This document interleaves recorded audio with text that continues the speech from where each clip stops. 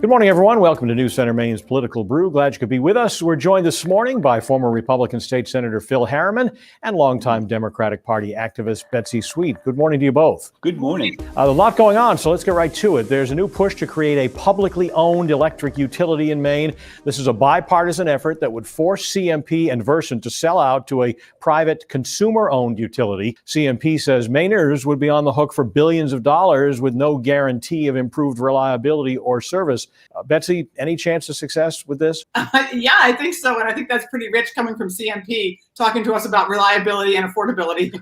And, I think around the country, we see when they're publicly owned, both of those increase. So I think it's a push, but I think Mainers are ready because CMP's track record from billing to power to reliability to cost is not good. I see it a little differently. We have a Public Utilities Commission who has the power to regulate these monopolies, and maybe they need to redouble or refocus their priorities at the regulatory level. But I also see this as, does it really make sense for us as citizens to raise the money to buy out a company whose value is huge, for us to have new owners who may not be able to improve on the criticism that Betsy mentioned? I think we But need isn't to go it foreign? very Isn't it carefully. foreign ownership of CMP in particular that bothers a lot of Mainers? Yeah, I think that's a fair statement, Pat. But also remember, there's a board of directors here in the U.S. that includes people from Maine. So it's not as though there isn't a voice that's being heard in the boardroom. But the big difference is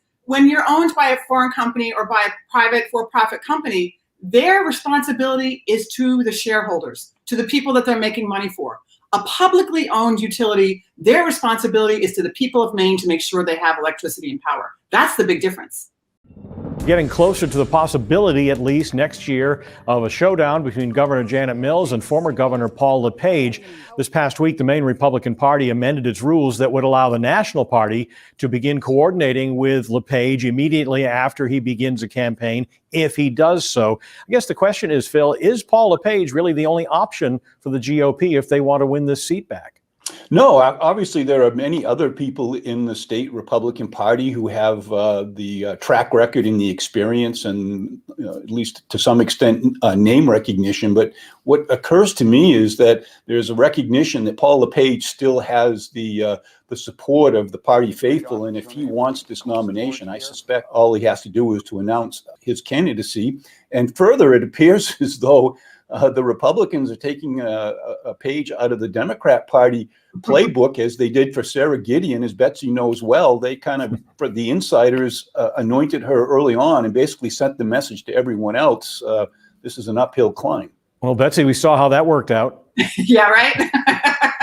I'll just stay quiet on that one. But, I think that one thing that's interesting, though, that I think we should watch is that Rick Bennett in the legislature is really staking out a pretty strong territory as a moderate Republican in the way of Olympia Snow and others. And I think if he gets some traction, it'll be interesting to see just exactly where the voters, Republican voters, are. Are they still wanting to go with pretty extreme Paul LePage, or are they ready for something different given what's happening in Washington? I think that's an open question. And Phil, I happen to know your dream matchup is actually Janet Mills' brother, Peter Mills, to run against her as the Republican nominee. I know Janet well. I respect her. I know Peter. I served with him. But just from a political, how shall I say, entertainment, that would be an interesting race to watch. It would be the Mom Always Liked You Best campaign. All right. Limiting corporate money in elections. Of course, you can imagine the money that would be spent on a Paul LePage, Janet Mills race.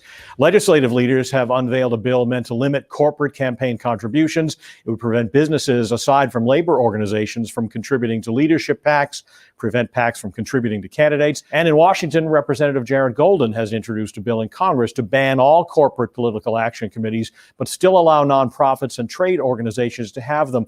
Betsy, overall, is this a smart approach? Well, I think it's a step in the right direction. I think, we've got to get away from this idea that corporations and businesses should have more of a voice and more of an influence via their money than voters. I mean, there was a report that just came out this week about the U.S. Senate election here in Maine that showed that the vast majority of the donors were wealthy individuals, people, related to corporations and their wives, not Maine people. So we really have to get away from auctions and really get back to elections. And I think this is a step, although I think it's incomplete, in the right direction.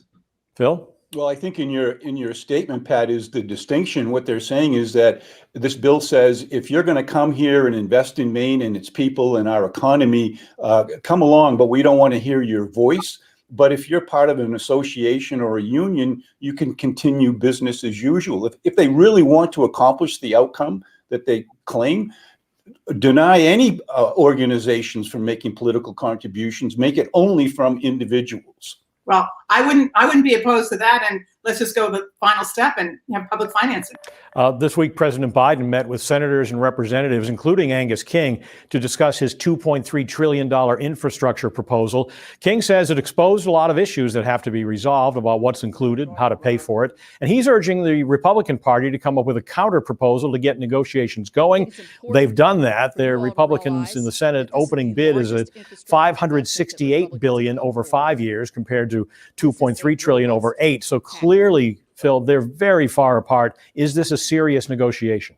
Yeah, I actually think it is. My sources tell me that what the Republicans think is a path forward is to separate out of President Biden's $2.3 trillion proposal those expenditures that are truly about infrastructure, including broadband. The Republicans are saying, yeah, we can come to $580 billion and let's focus on the true infrastructure. And my understanding is that Susan Collins is insistent on broadband being part of that. And then the rest of that proposal by President Biden should stand alone as a separate bill. So, yeah, negotiations are underway. Hopefully they're fruitful. Betsy, the White House calls it a good starting point, but do you think again, is it a serious negotiation? I hope so. But I think they're so far apart. I think it's way too little. And to Phil's point, we've got to look forward. We cannot continue to define infrastructure as roads and bridges and then throw in broadband. Our direct care workforce, our education, those are all part of our infrastructure. This, I think, is our New Deal moment. And we know from 4 decades that the idea of no government investment and government investment's terrible, we know that has not worked and certainly didn't work in this crisis. So I think we have this New Deal moment to see some big, bold investment, and we can do it across the board to really jolt this economy and have us look forward and not go backward to the way it was always been. Senators King and Collins both supported the anti-Asian hate crime bill in the Senate.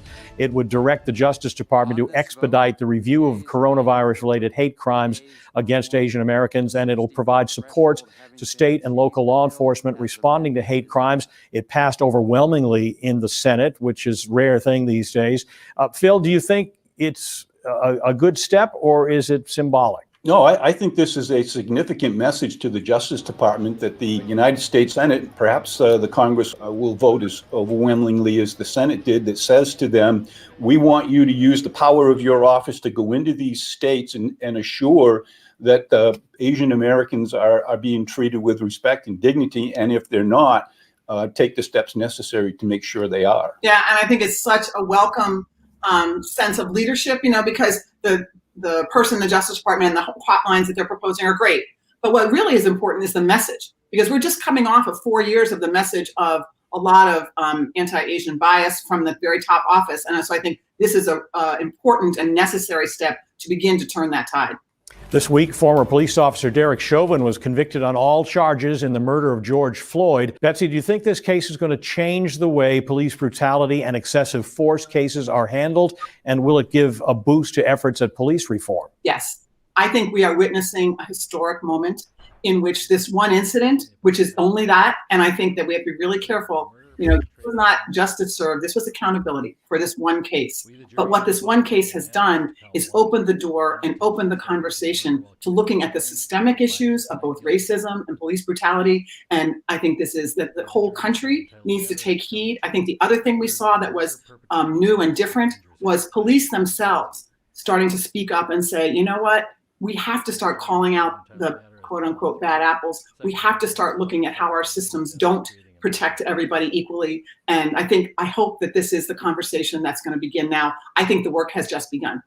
Phil, what do you think? Yeah, I think Betsy and I are of the same mind. I think there's a big difference between the racism and the police brutality. I think they should be separated in our conversations.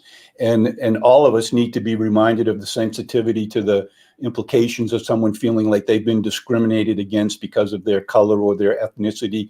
But the other side is the police brutality. And I think that goes to the question of how do we better train police officers in today's society compared to decades ago, where the police were trained to, shoot to kill first. That's got to change. We're in a whole different society today. Just one quick thing about that. So I'm doing some work on some mental health, getting services for community mental health. And I just looked at this number. And in Maine, there's over 5,000 police officers. There's only 87 mental health crisis workers.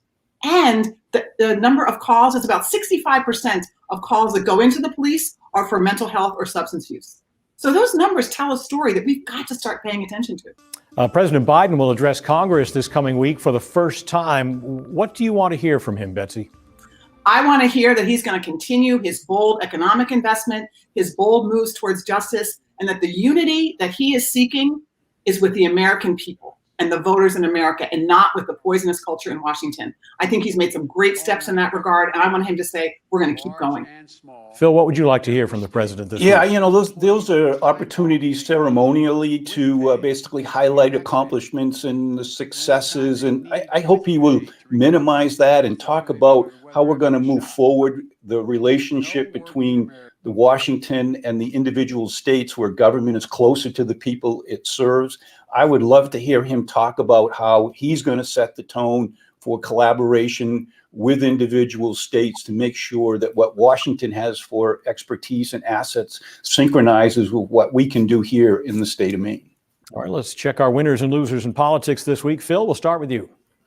The loser this week to me, Pat, is the bill that's being heard, I think, on Monday that would basically say to those who run partnerships or corporations that we don't want your voice involved in the political process. I think that's a step in the wrong direction. The winner this week is the Portland Police Department. I want to compliment them for their fortitude and diligence in solving a case of a murder of the Matthew Blanchett back in 2012. They have believed that they have found the two people who murdered him, and congratulations to the Portland Police Department. And Betsy? Well, I have to go back to the George Floyd case because I think it's such a historic moment. So my winner is Darnell Frazier, the young woman who sat there and recorded this for 9 minutes. And without that, I think we would have seen very different outcome. And she has created openings for us, as we said earlier, an entire movement, an entire looking at how we do things. So I think she's the winner this week. And I think the loser are the people who are trying to say that this is one and done. This was one bad guy. We don't have to look any further than this. This one's taken care of. And I think unless we open this up, then his life will have been in vain. But I think his life and Darnell Frazier's work has changed our country forever. Good food for thought. Betsy Sweet, Phil Harriman, thanks so much for being with us. Thank you for joining us as well. We'll see you next time. News Center Maine is back after this.